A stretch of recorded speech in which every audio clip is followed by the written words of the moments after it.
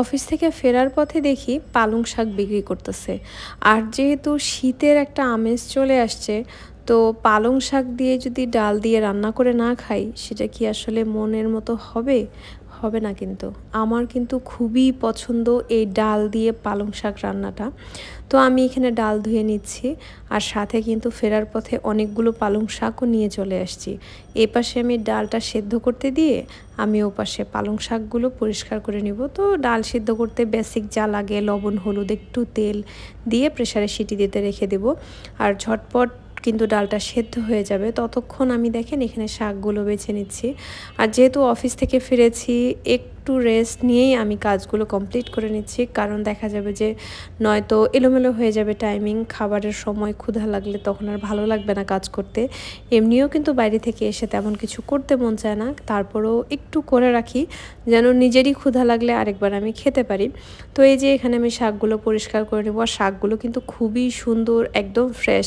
যেহেতু শীতের শুরু চলছে, তো সেখানে কিন্তু অনেক শাক পাওয়া যাচ্ছে। আর শীতের দিন শাকসবজি খাবো না এটা তো হয় না মোটেও। আর আমি কিন্তু পালং শাক, পুঁই শাক ডাল দিয়ে রান্না করে খেতে খুবই পছন্দ করি। আমার কাছে খুবই ভালো লাগে। তো তোমরা কে কে আছো যারা পালং শাক ডাল দিয়ে বা পুঁই শাক ডাল দিয়ে রান্না করে খাও? অবশ্যই কিন্তু আমাকে কমেন্ট করে জানাবে। আমার মনে হয় যে শীতের দিন আসলেই সবজি খিচুড়ি, একটু শাক, একটু সবজি, একটু মিক্স ভেজিটেবলস এগুলো করলে কিন্তু খুবই ভালো লাগে। আর গরম গরম ধোঁয়া ওঠা খাবারটা কিন্তু আমার শীতের দিন খুবই পছন্দ।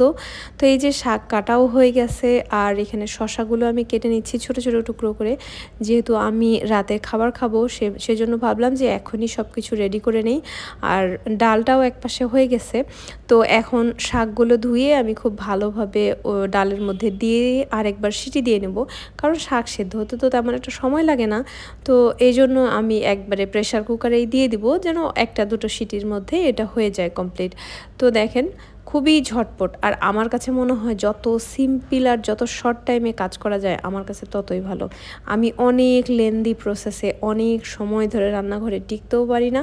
আর আমার কাছে এত ধৈর্য সহকারে কোনো কিছু করতে ভালোও লাগে না। আমার কাজ হচ্ছে একদম ইনস্ট্যান্ট, সাথে সাথে ঢুকবো, 10-15-20 মিনিটের মধ্যে কাজ কমপ্লিট, রান্না কমপ্লিট, বাস শেষ, খাওয়া দাওয়া শেষ। তো এই যে দেখতে পাচ্ছেন এখানে আমি শাকগুলো দিয়ে দিচ্ছি। ডালটা কিন্তু সেদ্ধ হয়ে গেছে। আর শাক একটা সিটি হইলেই কিন্তু শাকও হয়ে যাবে। নর্মালি পাতিলে দিলেও পারতাম, কিন্তু মনে হলো যে না, এখানেই দেই, ঝটপট হয়ে যাবে।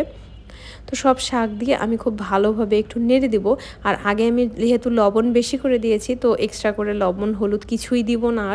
আর এভাবে যখন একটা সিটি দিয়ে আপনি রান্নাটা কমপ্লিট করবেন, দেখেন কি সুন্দর একটা কালার আসবে শাকের। যে সুন্দর কালারটা আমার তো দেখেই মন ভরে যায়। তো এখানে একটা দুটো সিটি দিয়ে নেব, তারপরে চলে যাব তেলে দেওয়ার জন্য। একটু তেলে না দিলে কি শাক খেতে ভালো লাগবে? মোটেও ভালো লাগবে না। তো এখানে পেঁয়াজ আর কাঁচামরিচ সাথে রসুনের কোয়া দিয়ে আমি ভেজে নিচ্ছি। আর এই যে দেখেন সেদ্ধ শাকটা আমি এর মধ্যে দিয়ে দিলাম। আর এটা আপনারা যারা নর্মালি ডায়েটে খেতে চান, নর্মালি স্যুপ হিসেবে সেখানেও খেতে পারবেন, ভাতের সাথে, রুটি, পরোটা, যে কোনো কিছুর সাথে খুবই মজা করে খেতে পারবেন। আমার তো খুবই পছন্দ। ছোট্ট একটা ভ্লগ শেয়ার করলাম, ভালো লাগলে অবশ্যই লাইক কমেন্ট করে সাথেই থাকবেন, আমার জন্য দোয়া করবেন। আপনারা সবাই অনেক ভালো থাকবেন। আজকের মতো টাটা, আল্লাহ হাফেজ।